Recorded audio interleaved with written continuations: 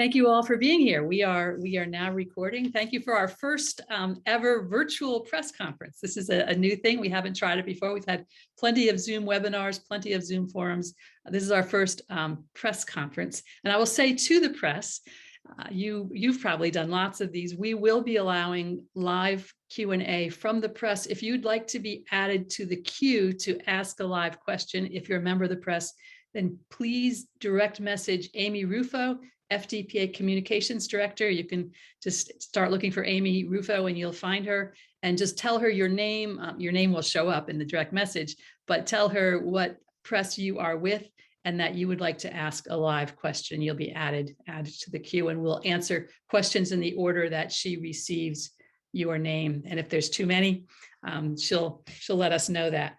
Thank you for joining us on short notice, less than 48 hours notice, and we have over 500 people registered for this event. For those who wonder if there is public interest in our legislative maps, the answer is a resounding yes, there is interest. I want to start by saying that the maps that we are sharing today are not official. They are not the maps that we will have in place for elections in 2022, and they are also not final. They are drafts created for public review, and they were submitted earlier today to the Legislative Reapportionment Commission for their consideration. We spent 4 years advocating for a constitutional amendment to create an independent citizens redistricting commission where we could all have had a part in the actual maps that would be in place in 2022.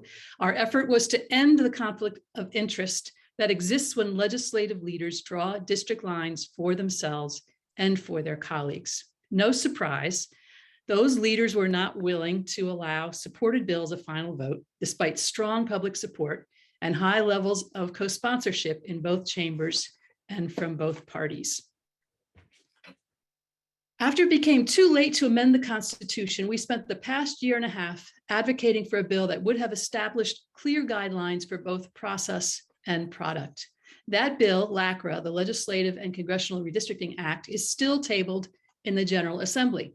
Yet the processes for both congressional and legislative maps are unfolding with far more opportunities for public input than in the past. There have been many hearings, and many of you, thank you, have given testimony both to the state government committees and to the Legislative Reapportionment Commission. Yet, given the attention, given that Pennsylvanians are learning how to study, analyze metrics, and advocate for districts that represent communities well, we wanted to call on that attention to create maps of our own that we could submit for the Legislative Reapportionment Commission. The maps we're announcing today are the cumulative voice of more than 1,000 Pennsylvanians, including citizen mappers, Fair Districts volunteers and supporters, local officials, community leaders, experts from around the country. You'll hear a few of those voices today, and you'll hear a bit more about how input was incorporated in a mix of ways across the past 2 months. Well, our mapping team has been working long hours to bring the maps to the point where we could share them today.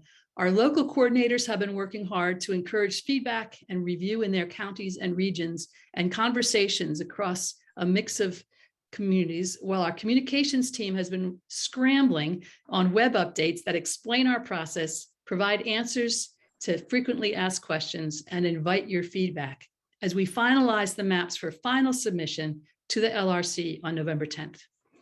We are a volunteer-led, volunteer-staffed organization, and on days like today, I am a bit in awe of what our dispersed, diverse team of volunteers can do. So thank you, team.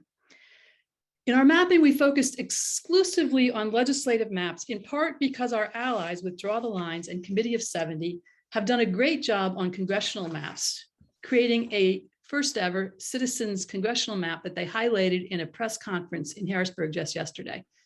They had the easy job, 17 districts, one map. Our task was far harder, 2 maps with a total of 253 districts. But we have learned in our years of work on this that our distorted, gerrymandered House and Senate lines hold in place an unaccountable, unresponsive legislature that impacts each one of us every day in ways far beyond what we understand. Whatever the changes we want to see, fair districts that allow real representation in Harrisburg are an essential step towards a commonwealth where every county and every community can thrive. We've advocated since we started that mappers begin with a clean slate and ignore incumbency questions, rather than pick and choose to make safe seats for some and greater challenges for others. That is definitely more difficult in the Senate than in the House, since senators are elected in staggered 4-year terms. Once our Senate maps were done, we did go back and attempt some renumbering based on our sense of where incumbent senators live and which should be in odd or evenly numbered districts. Without actual incumbent addresses, no doubt we got some of those wrong. For the House, we ignored incumbency completely. No district in either map was drawn to help or harm any incumbent or potential candidate. For respected legislators who represent their communities well, we are confident that a shift in boundaries will not jeopardize your continued work on our behalf. A few words about our process, and then we'll hear from some of those who participated in it. We started with winning maps from our summer mapping contest, invited mappers to update their maps with new census data and join us as we added insights from other winning maps and began community mapping conversations. Some of those conversations were regional, some were local, some were large, some were very small. Some included local officials, community leaders, organizers, advocates, mapping experts, anyone we thought could provide insight into the best ways to ensure representation of communities of every kind. Several weeks into the process, we realized we needed a deeper understanding of the legal framework of the Voting Rights Act and the PA-specific needs of our Black and Brown communities. We pulled together a public forum mapping toward racial equity to learn more and energize further local conversations on this important topic.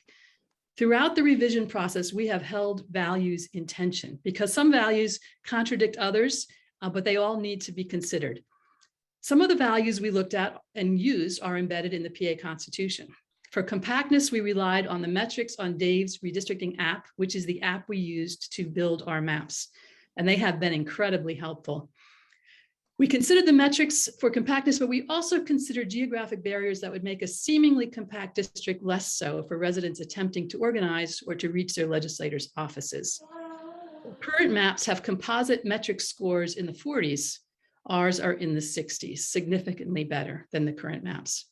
For contiguity, we ignored empty census blocks that are disconnected from the remainder of their municipalities. PA has a surprising number of those.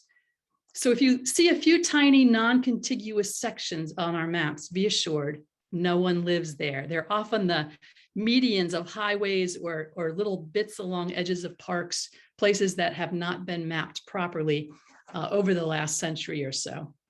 For minimizing splits to counties, we used the LACRA requirement that no county be split more than mathematically necessary, +1 for Senate districts, +2 for House districts. We found that those rules worked very well.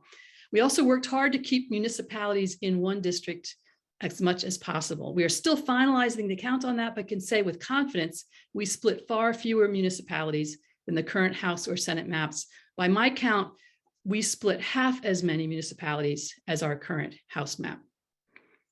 LACRA also contains a prohibition against splitting precincts, which we applied consistently despite the wild inconsistencies in precinct size and population.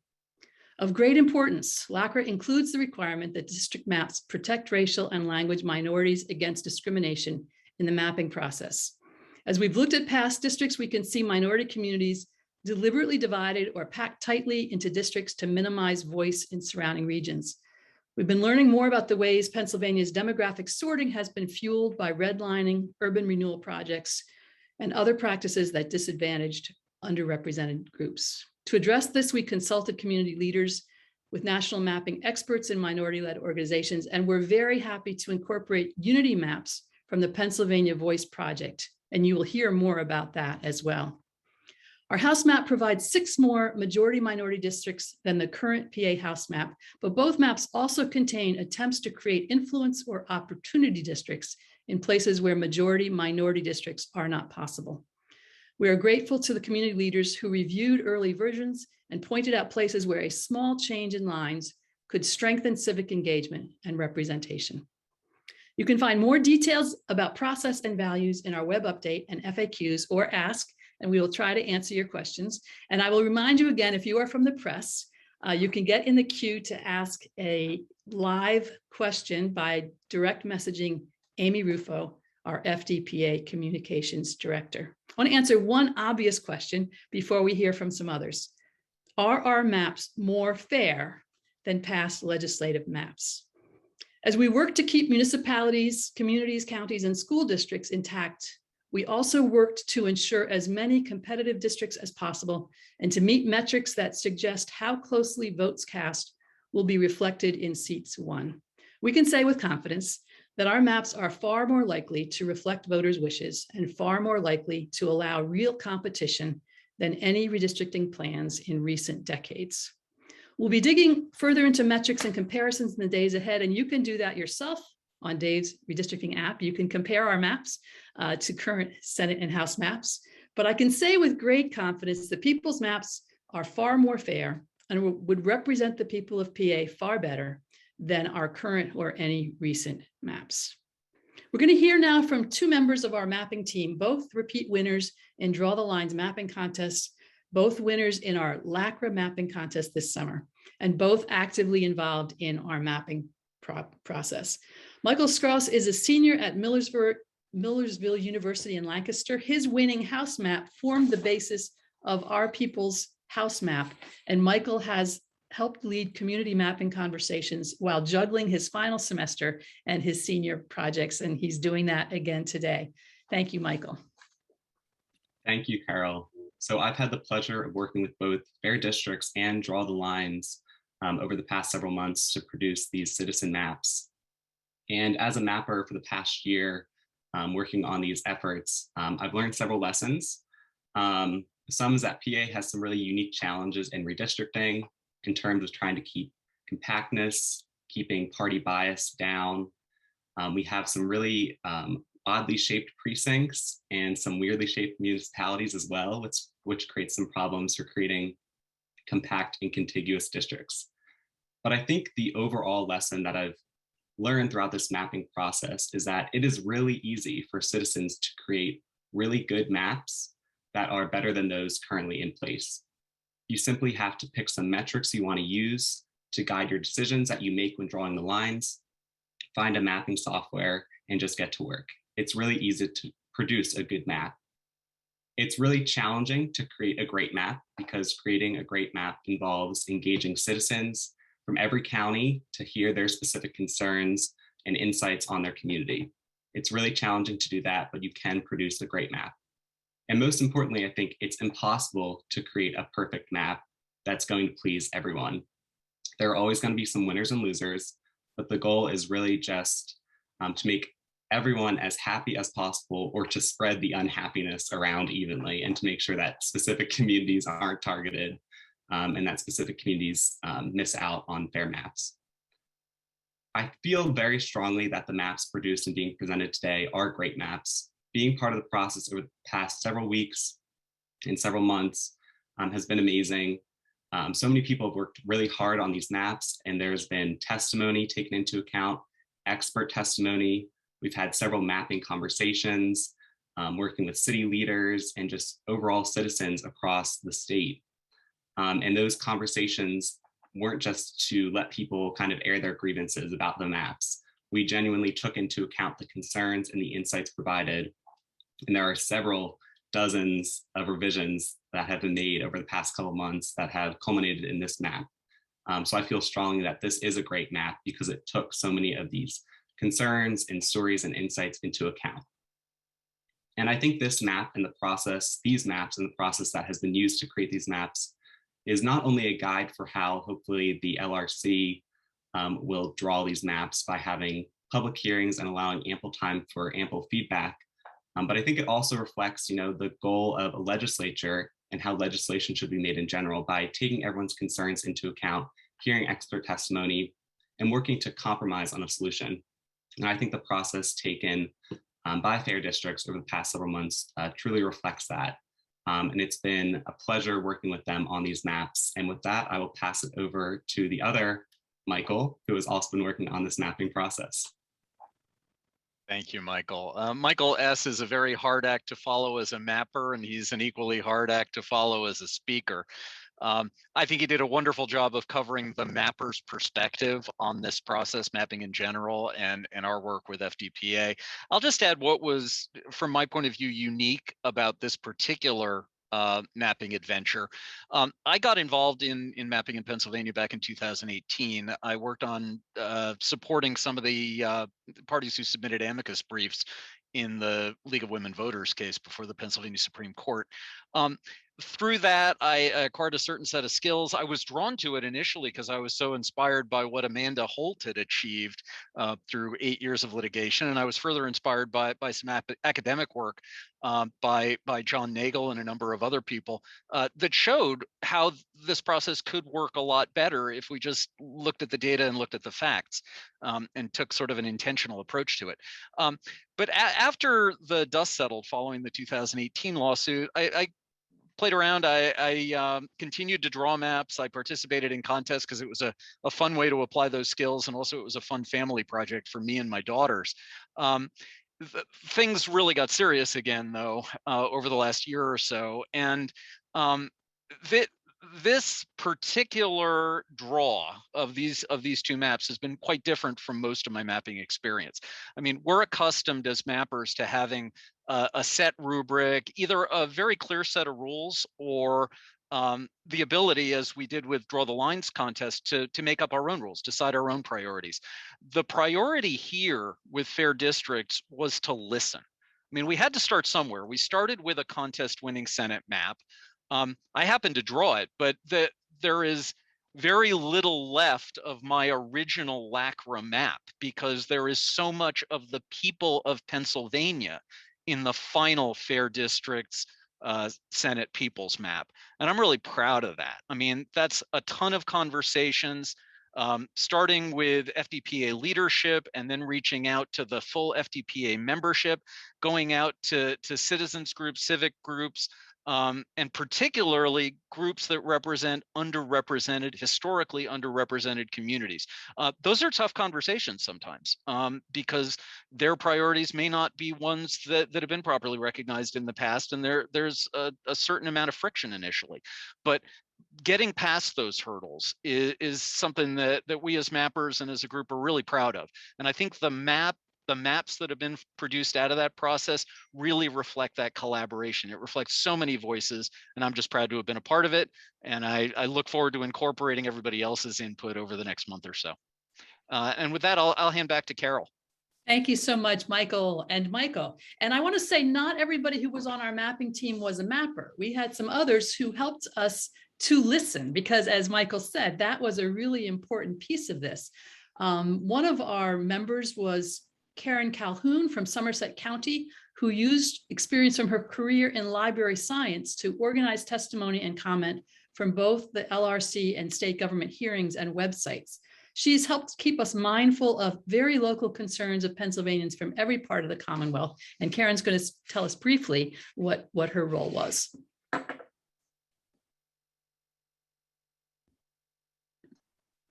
Carol, it's Karen. I just lost my internet and I just this second rejoined. Well, I will go ahead and provide it, but it was an exciting little ride that I wasn't expecting. I don't know what you said to introduce me, so what I'll say is I'm going to talk about something we call the Citizen Testimony Spreadsheet. And I'd like to begin by saying that having public hearings, as the LRC and the state government committees have done, is a great step forward. As a result, organizations of all kinds, all over the state, have been encouraging their members and their volunteers to submit testimony, and many have done so. So having those public hearings is great. Listening to what witnesses have to say is the other side of that coin. And so our question was, how do we make sure that we can make it easier to listen to those voices? How do we make it easier to be informed by those voices? So I and other volunteers like me have found that there are just too many videos, too many video recordings of the hearings, too many websites to check, too many different places to look for comments, and so on. And our volunteers who most wanted to listen and learn from that testimony, especially our Fair Districts PA mappers, were already very busy. That's why we decided to create a central place to pull all the testimony together, all together in one easy to consult resource. And we produced what we call the Citizens Testimony Spreadsheet. It's a searchable spreadsheet that's intended to be a one-stop shop.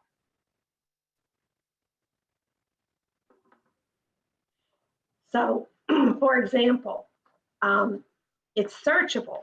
So if you wanted to see testimony about the Voting Rights Act, the VRA, you'd key in VRA and get just that testimony back. So our goals, again, in creating this spreadsheet were to optimize and build upon the efforts of those who took the time to testify and to place their testimony in context, a useful context. Our spreadsheet is sorted by region of Pennsylvania, by county, and so on. So there's a number of different ways to get at the testimony. And the spreadsheet contains both a summary of the testimony submitted to the LRC, as well as to all the House State Government committees. And it has all the written comments that were submitted, not in necessarily in conjunction with speaking in person. So we wanted to, again, optimize and build on the efforts of those who took the time to testify, to save our mappers time, and to support the efforts of those local group leaders that were trying their best to keep their district's volunteers informed and engaged in the redistricting process. So today, I don't know whether you already announced this, but I will say we are making the Citizens Testimony Spreadsheet available to anyone who might find it useful. We hope it will be helpful to others as they seek to inform themselves, to continue their community conversations, to draw maps, or to evaluate such maps. So that's what I've got. And you can take it from here. Thank you, Karen. Yeah, and I will say that I mentioned that I submitted our maps.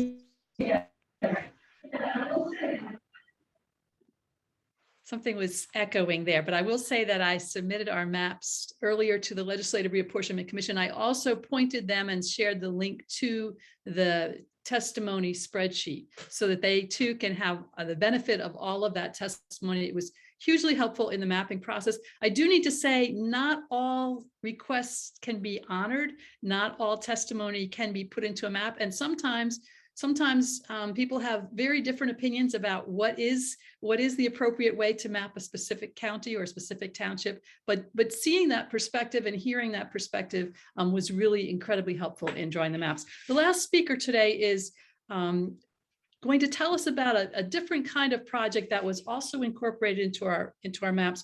Marissa Piña Rodríguez, Reflective Democracy Manager at Pennsylvania Voice, is leading a statewide redistricting campaign to center racial equity and community engagement. Previously, she organized and grew the Pennsylvania chapter of the National Domestic Workers Alliance and is based in Philadelphia. She's going to tell us about the work done by Pennsylvania Voice on unity maps, which were then incorporated into the people's maps we're sharing here today. Marissa, thank you for being with us. Hi, Carol. Thanks for inviting me.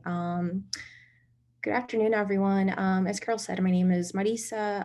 I am here with Pennsylvania Voice. So we're a nonpartisan organization made up of over 45 state and statewide and local based organizations. And we primarily are working with communities of color who have historically been excluded from the redistricting process. And I'm going to be sharing what our process has been because we were able to produce our own maps. And as Carol mentioned, Fair Districts did use our maps and incorporated them into their larger statewide map. Our process began by really developing a racial growth analysis of here in the state of Pennsylvania. And we realized that there were several counties that over the last 10 years had experienced tremendous demographic growth and shifts. That made us really excited about redistricting. And we realized, we got really engaged with the census work. We were able to knock on over 400,000 doors. We immediately realized the importance of being involved in redistricting as well. And so I'm going to go ahead and share my screen. And as you can see, I think what is important is traditionally, we've spoken about racial growth happening in Allegheny and in Philadelphia County, but here we can see that the growth is happening all across the state. And so based on this analysis, we focused on 7 key counties across the Commonwealth and focused our redistricting efforts there. Those counties included Allegheny, Berks, Lancaster, Lehigh, Delaware, Pennsylvania, or Philadelphia, Pittsburgh, Allegheny, and York. And here we realized a lot of communities had historically been excluded from this process. And so we began by asking BIPOC-led organizations in these counties to ask community members to draw their own community maps. And so we were drawing community of interest maps. We were asking folks all across the state to submit their community of interest maps using the District R free software app. And we were able to gather over 700 submissions from regular folks all across the state. With those submissions, what we did is we partnered with our national mapping expert colleagues, More Equitable Democracy. They were then able to translate, to compile all of those 700 plus community of interest maps into what we're calling unity maps. And so our goal was we needed to collect at least 100 maps in any given district area or county in order to create a unity map. And we were able to receive enough submissions to create 5 different county maps, one in Allegheny, one in Berks, one in Lancaster, one in York, and one in Philadelphia. And we produced these unity maps. We then went back and had extensive feedback sessions with community members. So the same folks who submitted their community of interest map to us, we invited folks. We had nearly 10 feedback sessions with almost 100 people attending collectively to let us know, do these maps, do they reflect your community accurately? Do you feel represented? What changes should we make? These feedback sessions were conducted in multiple languages, Zoom, and trying to make it as accessible as possible. Once we received that feedback, we finalized our district maps. And again, we are focusing at the legislative level, House district maps to be more specific. And I'm going to be sharing the final result here. And so this is what our Lancaster map looks like. Here on the left-hand side, you have like the current map and our version. And our priority really was to listen to community members, specifically Black, Indigenous, and other people of color who have for the most part, not participated in this process in the past, and really trying to build BIPOC community power in these sections where these regions have just witnessed a tremendous growth in BIPOC communities. And so here's our final map for Lancaster. We also were able to produce a new map in York, and you can see, the differences here again is that we are trying to maximize and really build the power of BIPOC communities to create the most racially equitable maps possible. And in Reading, just given the growth that has happened there, I think there was a unique opportunity here. There has been tremendous packing of Latino communities happening in this region. And so we were able to divide the city in a way that positions both districts with enough of a Latino population so that folks can begin exercising that political power that they deserve and have been denied, for the last decades. In Philadelphia, there was just so much going on here, but we primarily focused on what is currently District 195 that runs all the way from almost southwest Philly, all the way to North Philly, and made adjustments there based on the community submissions we received. And in Allegheny, we are producing 3 unity maps here. 2 of them are 51% or higher African-American population. And so in this region, there are 2 federally mandated minority majority districts that have to exist. And so we were able to comply with that and still produce maps that are based on the community submissions we received and also comply with those mandates. And so I do want to say, this has been like a tremendous process for us. We have already submitted these maps to the LRC, and we're actually going to be launching them publicly tomorrow. We are having a rally outside of the Capitol steps in Harrisburg. We invite anyone on this call to come and join us. We're having a press conference, some brief legislative visits, and a rally tomorrow at 11 a.m. In Harrisburg. So I will be sharing both the flyer as well as a link to register to attend, and we hope to see many of you there. Thank you so much for sharing that. And thank you for working with us. It's been an amazing process to try to get as many voices incorporated as we could. And I know that Pennsylvania Voice has really worked hard to push that forward. Just even looking at your maps, I'm thinking there might be a few places we need to go back in and tweak ours a bit. We were, trying to make sure we had the final versions. And I think in a few places we might have had the almost final version, but we will go back and look and make sure, because we definitely want to make sure that that is incorporated. So as you can see, the maps that we have submitted today to the LRC that we will be inviting your feedback on already have many, many voices from many, many communities from all parts of Pennsylvania. What we're going to be asking for is just, if you look at it, you say, wow, if you just move this a little bit this way, you could make this even stronger for our community. Or, you've drawn it so that it makes it really hard for me to get to my legislator's office. Is there a way that we can tweak it? We'll be looking at those kinds of small adjustments. We can't make huge changes in the maps at this point because the maps are a lot of conversations already pretty baked in, but we are looking for small adjustments to make them even better, even stronger.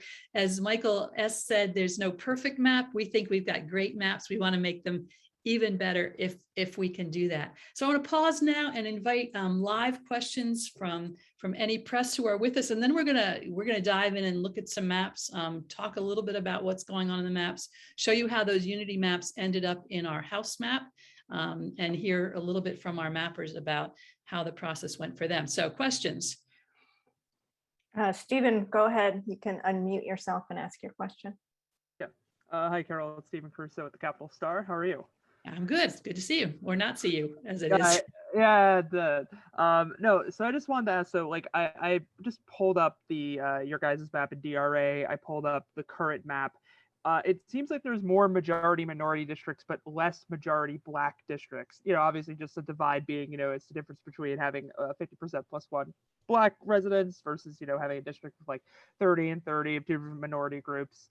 And I'm just sort of curious, like, is that VRA compliant? And just overall, like, and I think you mentioned this earlier that you're looking at opportunity districts. Like, how does that fit into the goal of the map?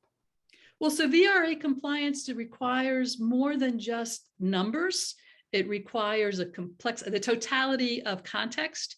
And there are plenty of places where we know that white voters will vote for Black candidates, that coalition voters will vote for Black candidates.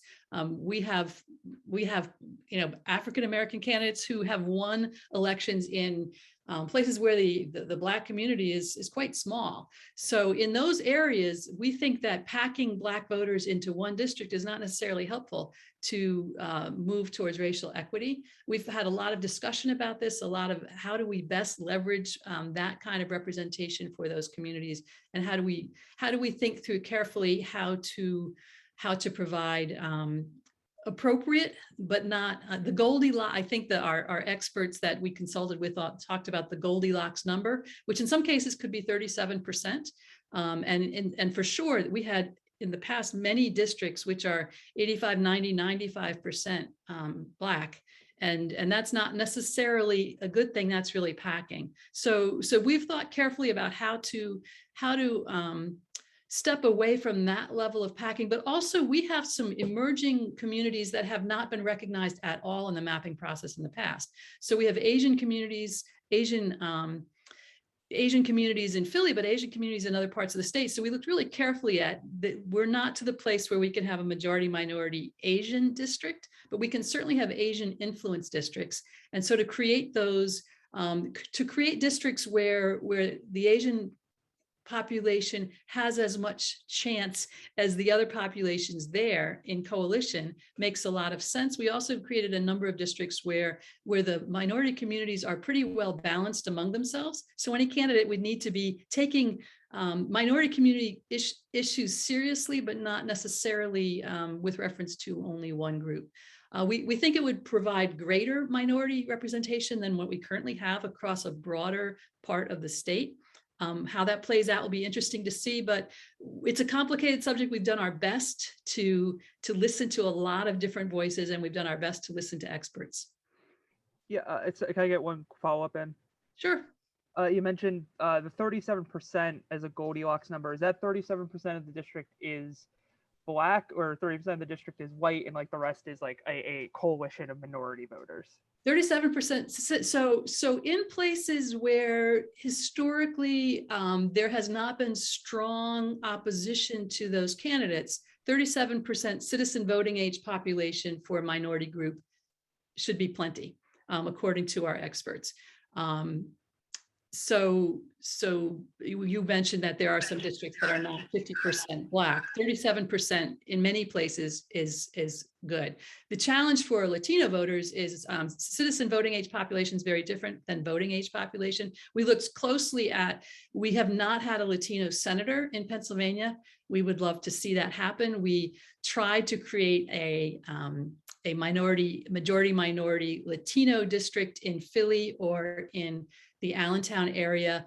We invited the regional expert from MALDEF, Mexican American Legal Defense and Education Fund, to work with us on that. And his conclusion was that the citizen voting age population for Latinos in those locations is not quite adequate to create a majority minority district, but it is certainly adequate to create a strong minority influence district, which is what we tried to create in both of those locations.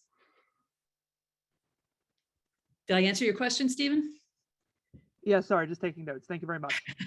Okay, any other questions for us? Amy, do we have any other reporters who want to ask a question? I don't think we have any that want to ask one live. Okay, do we have questions in chat that we need to answer before we go digging into looking at maps? There's one about the Unity maps that perhaps Marissa could look at. It says, if the Unity maps are accepted, what types of changes do you expect to see in the composition of the State House? Marissa, do you want to jump in on that? I can offer an answer. So right now the Unity maps propose 2 Latino districts in Reading. We have 1 Latino representative from Reading that would possibly open the door to another. There were 3 as she said, 2 legal majority minority districts, our Voting Act Section 2 majority minority districts in Pittsburgh, this opens the door for another. So there's a potential additional Black legislator from Pittsburgh, but Pittsburgh has done pretty well in terms of electing representatives of color, even in districts that are not majority minority. Lancaster has a Latino representative. York has a Black representative. So I don't know that this will have significant difference. I think one of the really important pieces in this, and Marissa, feel free to jump in and add to this, but to me, one of the really important pieces in this is getting people to really think about who represents them and drawing districts in a way that encourages people to organize, to work together, to hold legislators accountable, whoever their legislators are, and to engage more in the civic process. And I think the work that Pennsylvania Voice has done in the census and certainly in this will yield fruit in far greater engagement from those communities. And I think that's a huge piece of this. We do have another question from a reporter. Okay. How long was the process to create these maps? How do you think it will compare to the LRC timeline? How achievable is the LRC timeline?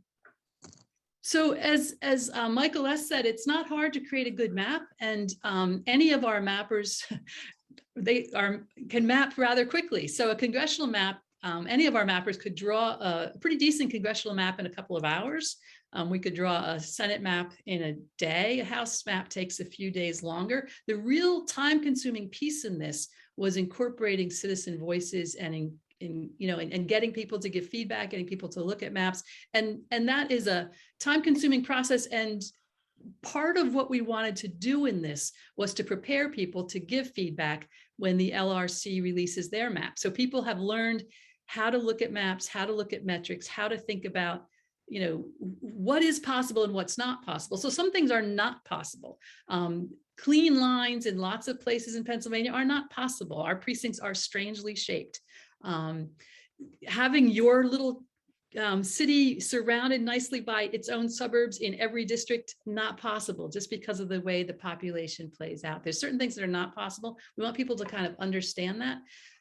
In terms of timeline, we did our mapping competition 3 weeks between announcing it and the deadline. So that was a very quick turnaround for a competition.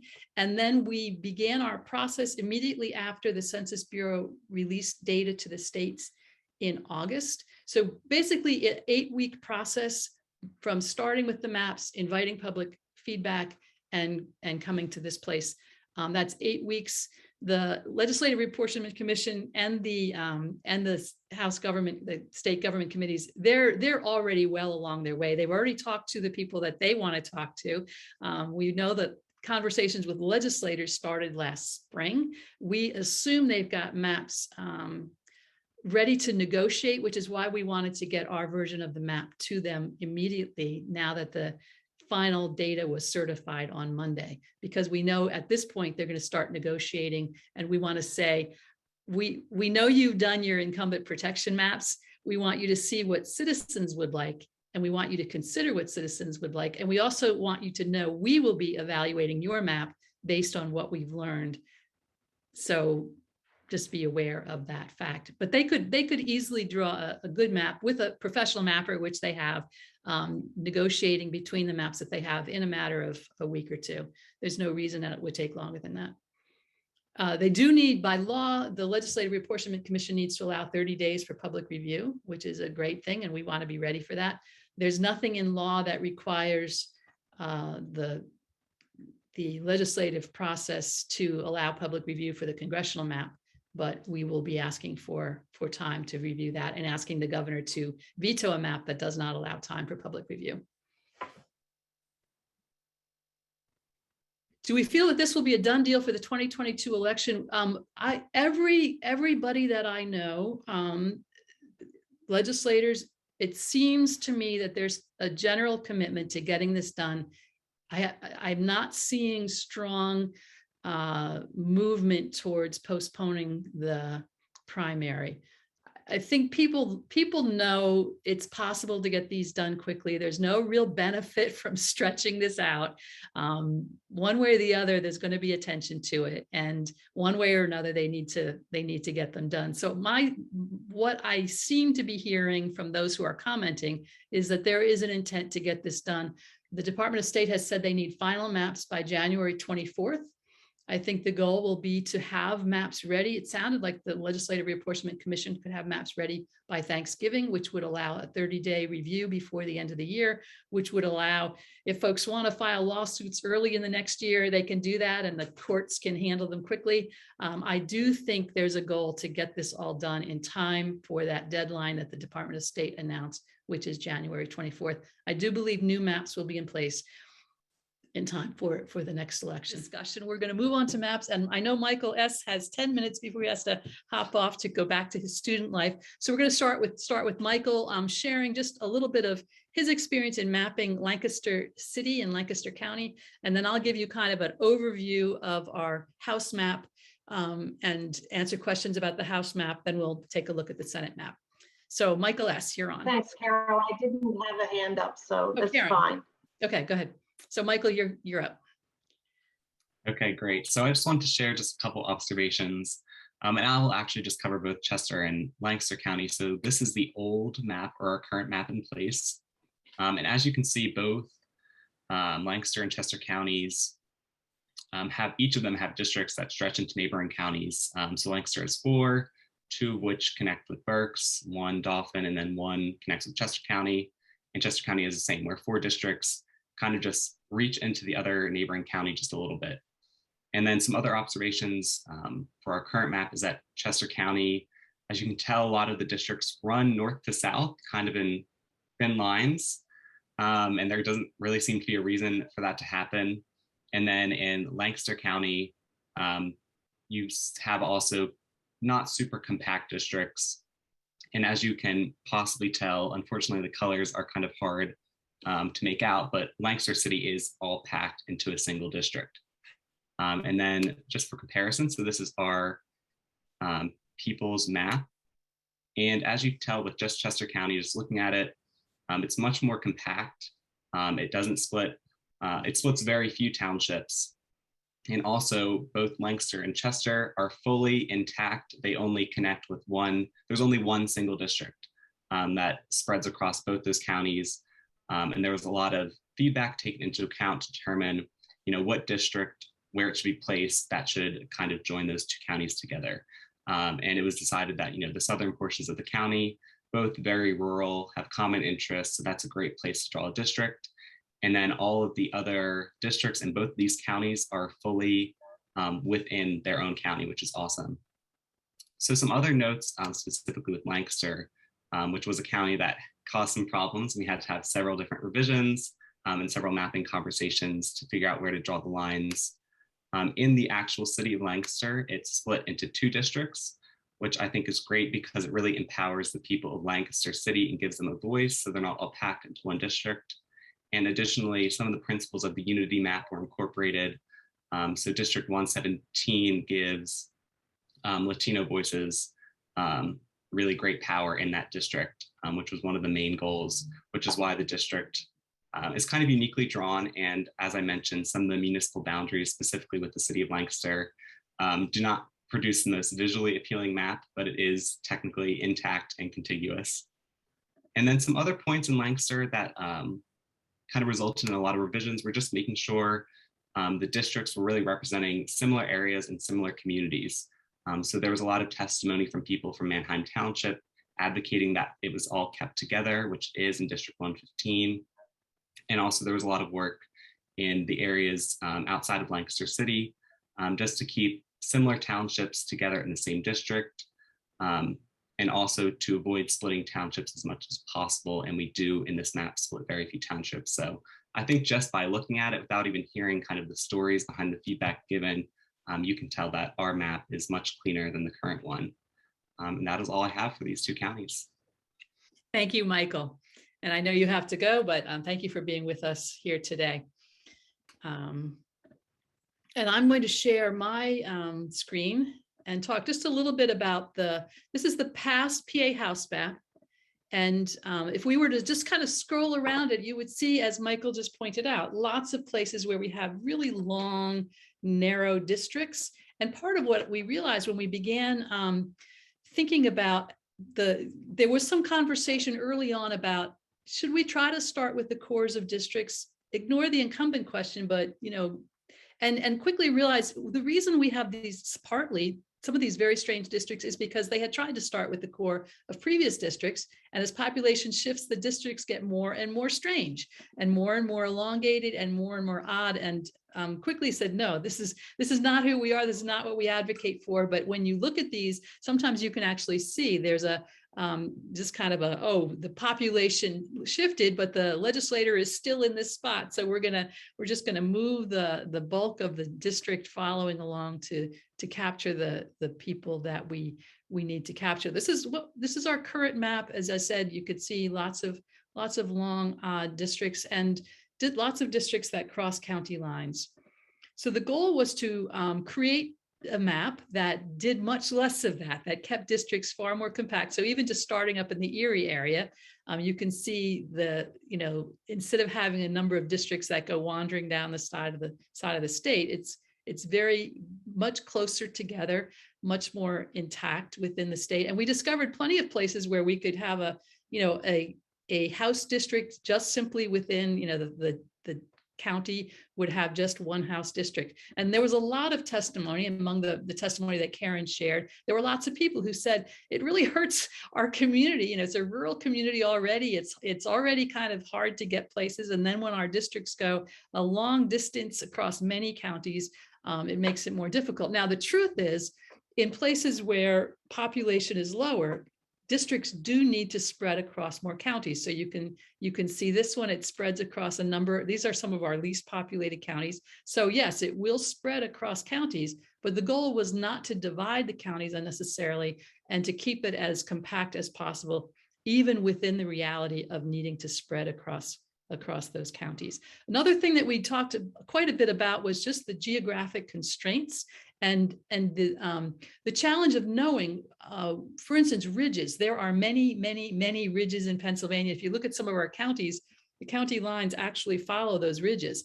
So one of the issues we realized was in some places, like the Laurel Highlands, those ridges become a community of interest. In other places, they are a stark divider. And the only way you can know is by talking to local people. So local voices are essential in drawing fair maps that represent people well. We've said it, we'll say it again, local voices are essential. And no mapper, no team of mappers can know enough to do a good job. So for instance, I'll give you a place where the unity maps were put into effect. It was wonderful to hear those hundreds of voices from Pittsburgh who were able to say, this is what we would like our minority communities to look like. We had already, Michael W. had created a draft house map of the Allegheny County area with input from our Allegheny County leaders. We were able to put the unity maps into the heart of that construct, redraw a little bit and share it back to our Allegheny County leaders who said, perfect, that works great. It does exactly what we need to do, respects school districts around the county, allows for stronger minority representation. For those of us who don't live in Pittsburgh, some of those districts seem strange. So just let me zoom in. Some of them look wandery, some of them cross rivers, and yet when you look at the demographics behind it, which we will do, you can see that those districts are drawn to maximize the voice of demographics that in Pittsburgh have been pushed to the edges through gentrification, urban renewal, redlining, various unfair practices have forced a certain amount of demographic sorting in this city, and these districts create districts to address that and to maximize the voices of those communities. So that's a piece of the House. I'm just going to zoom along, and then I'd love to have a few questions about the House, and then we'll move to the Senate. Trying to think of other places that might be of interest. The Lancaster one Michael mentioned. This is the York Unity map, and I do think we might have a few changes needed there because I think I might have received a draft before the final one. Here are the Reading ones. One issue that's important for Fair Districts folks is not splitting precincts. And in some places, to incorporate the unity map, we had to make a few tweaks to keep from having split precincts.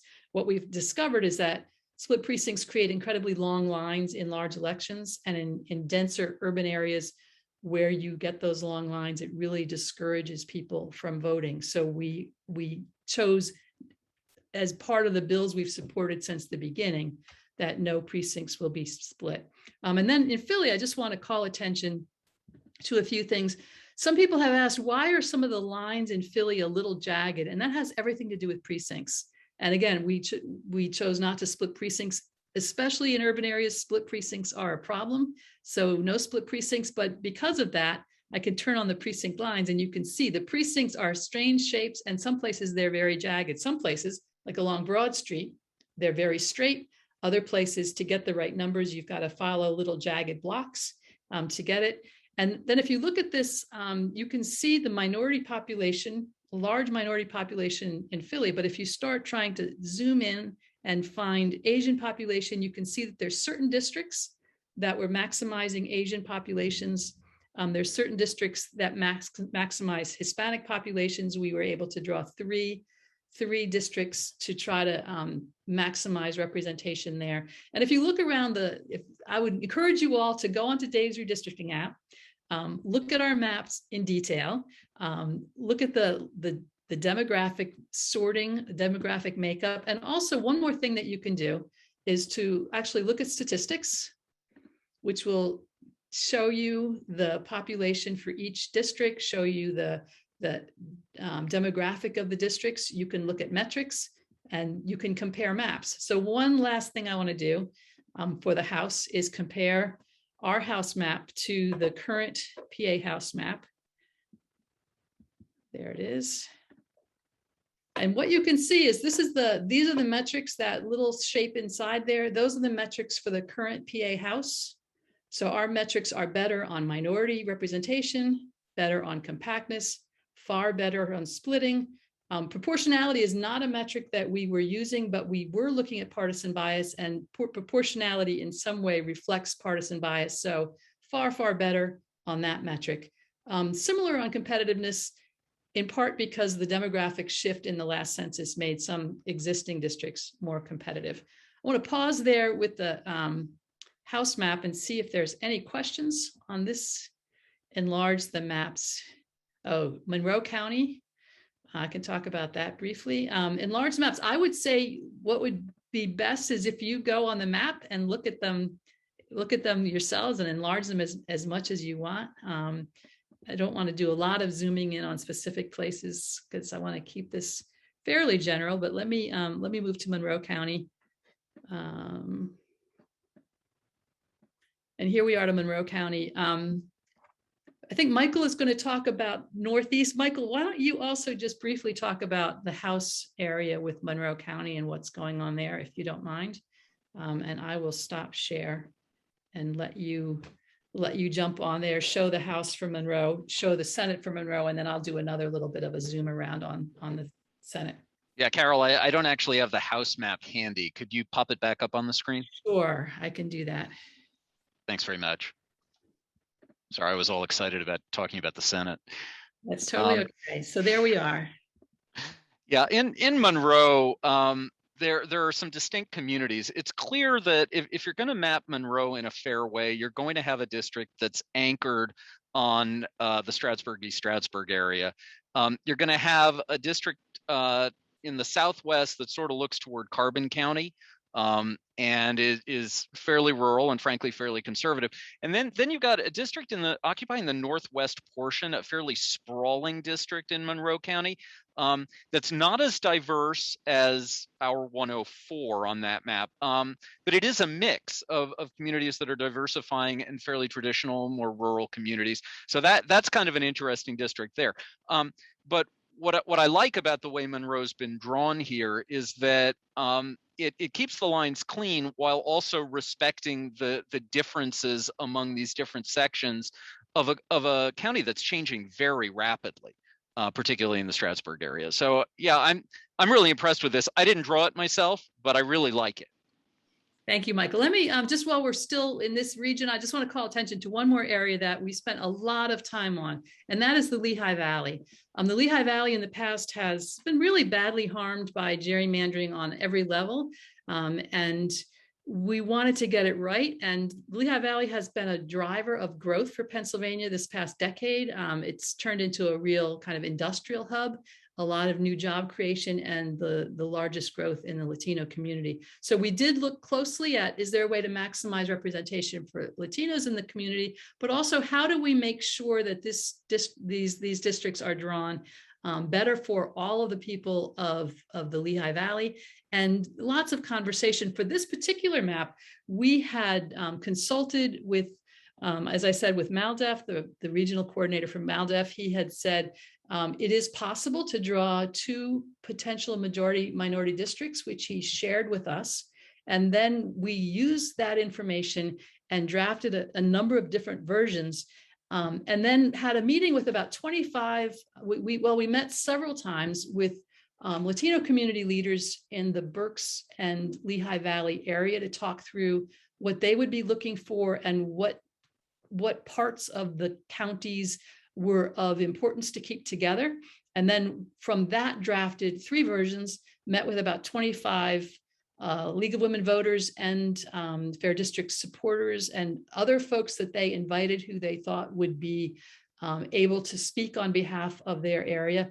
And then they chose from among the 3, and this is the one they chose. And what was interesting is this is the one that at the first time they said, that looks weird, and they didn't like it. And then when they said, wait, but here's what it does, and they started looking more closely, by the time they were done, they had all agreed this is by far the best. So it's often easy to look at a map and say, I don't like the way that looks, but it's important to look more closely and say, what was the goal here? And with our current maps, when you look more closely, often what you see the goal is to maximize partisan advantage, to protect incumbents, and to shut out the voices of voters. We invite you to look closely at our maps to see what the goal is, because I promise you, as you look closely, you'll see the goal is to make sure that communities are heard, and that representation is possible. I'll show you one more thing with regard to the House, if I can get myself to I have my Zoom stuff in the wrong place. I want to show you, we also, if you look around on our website, you'll find on the FAQs, I believe at the bottom, no, it's the page about inviting you to give feedback. We have an alternative map that shows you school districts, because we feel fairly strongly, many of us are educators or have been involved in school funding issues and are concerned that our schools are not well represented, our school districts. And so one of the goals was to think about school districts as communities of interest that should be respected as much as possible. So one of our goals was to divide as few school districts as possible. So this particular map gives overlays of school districts, so you can actually zoom in and look for them. It's not possible to draw maps that don't split any school districts.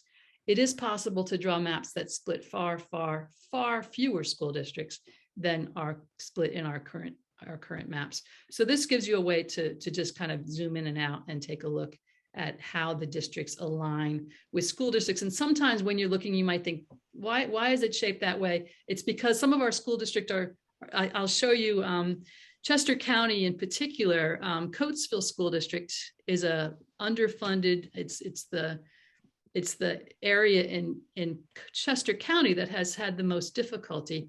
And so a top goal in drawing the House districts for Chester County was to make sure that Coatesville School District was kept intact. That put some pressure on some of the neighboring school districts because they're all rather oddly shaped. But school districts like Coatesville or Chester in Delaware County, the Upper Darby School District had to be split just because it's so large. And some of our school districts are huge. They're just too big to be in one district. But the goal was to keep our most under-resourced school districts in a district so that they have somebody who is responsible for them and somebody who is advocating strongly on their behalf. So I'm going to stop share. I'm going to let Michael share a little bit about his Senate experience, and then I'll talk a bit more about the Senate map, and then we'll take a few more questions. And thank you for being with us. Michael, it's your turn. Thanks very much, Carol. And when sharing takes effect, you should see an excerpt from the current state Senate map. Can you see that now? Now, in terms of what we were trying to achieve, my motivation for getting involved with legislative maps is pretty straightforward. I live in the 20th Senate district. It is notorious. It is an absolutely partisan gerrymandered and incumbent gerrymandered district. This district, the pink 20th, reflects a 50-year evolution of terrible mapping. And so the first attraction for me of the Senate map was just, let's fix that. Because clearly this district has been drawn to avoid a very blue county, Lackawanna, and incorporate as many red areas as possible in northeastern Pennsylvania, while preserving what was originally a fairly blue area around Wilkes-Barre. But that incumbent gerrymander that you see here between the 20th and the 14th district actually backfired, because that senator changed caucuses in 2019. So there's a ton of history, a lot of humor here, but today is about the fair districts maps. And so first, I want to show you what we've done in the northeastern corner, just because I think we solved the problem. And that was what we set out to do initially. This was not a complex draw in the Northeast. We knew that we kind of wanted a Pocono type district. We knew that we wanted a Scranton-based district, and a district that reflected the Luzerne County portion of the Wyoming Valley. And that was not a difficult draw to do. Luzerne County, by the way, is too big for one Senate district, so it has to be split. The logical place to split it is, according to the people who live there, is between what they consider the river communities and the valley communities. And so it didn't take very long into our Northeastern listening tour to know where to draw that line. Now, since I, at this point, was kind of leading the Senate effort, the Senate map drawing effort, I thought, this is great. The whole thing is going to be easy. And then we started working our way south, and we got into the Lehigh Valley. And that's where things got really interesting and really challenging. In the Lehigh Valley, you actually have a city that spans two counties. And that's a mapper's nightmare. Do you keep that city together in one district, or do you break the county line to keep the city together? Ultimately, we decided to stay inside the county line. But this is the reflection. I know it looks simple now. It looks like, okay, you've got a three-way division of Lehigh County, you've got a three-way division of Northampton County, and it's all pretty simple. This is the product of hours and hours of discussion and debate about where to draw that line around Bethlehem and around Allentown. And you can imagine, based on what I just said about Bethlehem and Allentown, how much discussion and debate went into the southeast corner around Philadelphia. A question was posed earlier about 3 majority Black districts versus 4. We went back and forth on that question too. And yeah, there were ways to draw it where we would get a 4th majority Black district, but ultimately what came out of that conversation was we would be diluting Black influence in southeastern Pennsylvania if we went for that 4th majority Black district. It's a bit of a paradox, but when you look at the totality of the circumstances around the Philadelphia area, I believe it was the right answer. So that's how we kind of worked our way down from northeastern Pennsylvania to southeastern Pennsylvania, working in from the corners, really. And I'll hand back to Carol, because I think she has some remarks to share about the Senate map as a whole, and then I'll be happy to take any questions about how we drew individual districts. Thank you, Michael. And yes, I do want to say a little bit more about the Senate map and then take a few questions. I want to look a little bit more at the section that Michael was looking at, but to reflect on conversations with Latino community leaders. And I will say we worked very hard to reach out to people who would have insight that we did not have. And I am greatly appreciative of our local leaders who really fostered that. I mean, there's no way that we would know who was the right person to talk to in Allentown and in Reading and in Lancaster and in York, and our local leaders in places across the state did an amazing job of pulling together conversations that were incredibly enlightening and really helped shape what we did with these maps. So one of the things that we discovered, and I had actually seen it on when I looked at the demographics, you can begin to see there's Latino communities here and here, and here. It looked like there was something interesting going on there. And when we met with a community group of leaders from Latino, we actually met with them the day they were having the Latino convention in Reading, and several of the organizers pulled away from that to talk to us for an hour, which I was incredibly grateful for. And then they met with us again twice to talk about where they could offer testimony, ways that they could engage, who they needed to be pulling into the conversation from their own networks. But what they talked about was something that they were discussing at their convention, which is the 222 corridor, which they call the heart of the Latino community, which is a corridor that runs from their 222 corridor actually starts in Easton, runs through Bethlehem, Allentown, Macungie. Then they describe the townships across Berks that they consider to be emerging parts of that corridor. Certainly Reading is part of it, Ephrata, Lancaster, York. So what's going on here in this particular district is an attempt to capture part of that and to maximize on the Latino influence in the Allentown area. But then this district was drawn really to pull that same information into context and to say, some of these are more visibly part of that, but they went through, it was quite helpful. They went through the map and said, this township needs to be part of it, this township needs to be part of it, this township needs to be part of it, in order to create a district that was, for the future, a potential Latino district. That's not to say that the legislators who are there now are not helping them. That's not to say that they are going to win those districts in the next election, but it is to say in the decade ahead, there is a lot of growth. It is continuing, and the map needs to reflect the demographics that are emerging in those places. I want to this is our map. I want to take a moment to show you the current Senate map and reflect a little bit on this is not just this is not only about communities of color, and it's not only about urban areas. If you look at our Senate map, you can see real harm done to the rural parts of Pennsylvania in terms of representation. So if your Senate district is this one, and the only way to get from this part of this district to over there is over this ridge, that harms you. Or if you have this district and the same dynamic right here, going from the majority of the district to this little finger in Cumberland, that harms you. Or we heard a lot about the folks who live in this part of I should put the numbers on here, district labels. District 48, I'm not sure why that label is not showing up, but District 48, in two special elections now, the candidate has been chosen by the party in Lebanon County. Lebanon County is just over 50% of that district. And the candidates for these districts never even bother to go to this part of York. It's very different. It's across a river where there's no bridge, and they just ignore the folks. So a quarter of the district is completely disenfranchised, completely ignored, has no representation. These districts were drawn very deliberately to maximize power and to shut out particular communities, and they're not compact.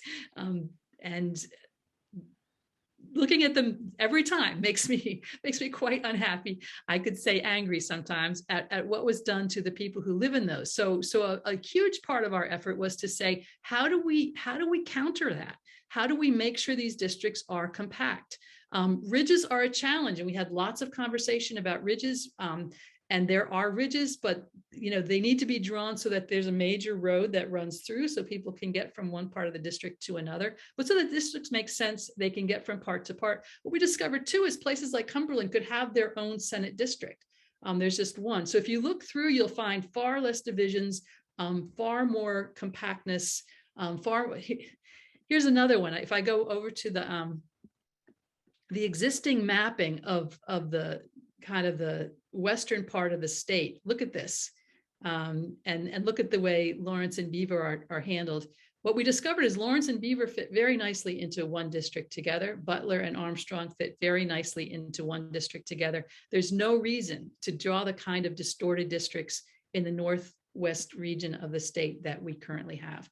So we are strongly encouraging our Legislative Reapportionment Commission to look at this carefully. We want them to know that you've looked at it carefully. And if there are parts of these maps that you think make a lot of sense for your region, take a screenshot and send it to them and say, this is what we want. There's no reason for anything different than what is here, because this represents us really, really well. And I have to say, so much good feedback. I mean, there was a little piece of the bottom of Lycoming that had been mapped into this district.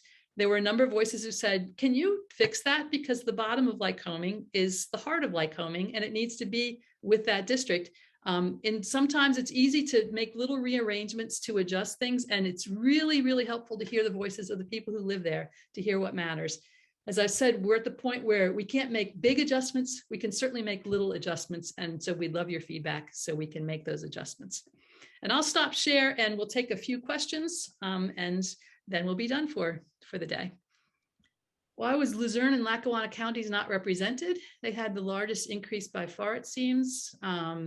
They were certainly represented in our conversations. We tried hard to map them well. Take a look. We think that if you have complaints, we'd love to hear them, but we think that's been done well. In terms of difference in population, legal precedent across this country allows plus or minus 5% for legislative districts. So that's our assumption, is that allowable. We'd like it to be smaller though. And if you look closely, because our maps do not incorporate the adjusted data for prison reallocation, we deliberately, we put landmarks in the districts where there are prisons, state correctional institutions. So if you toggle the landmark, I'll actually go and show you.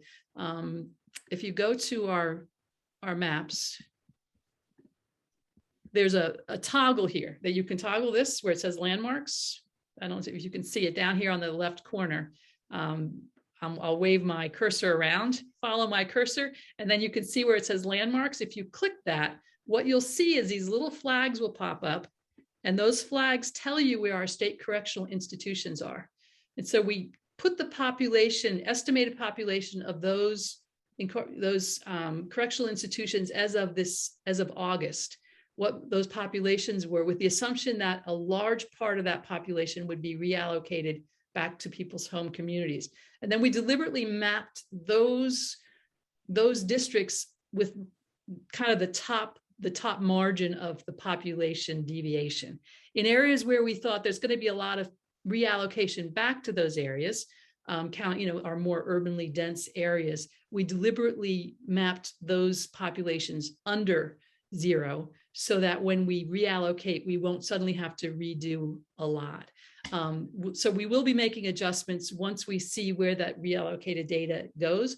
It was wonderful to hear Chair Nordenberg say on Monday that they would be providing that data to the primary citizen mapping apps. We saw today that District Builder already has theirs up. I guess they think it's a race.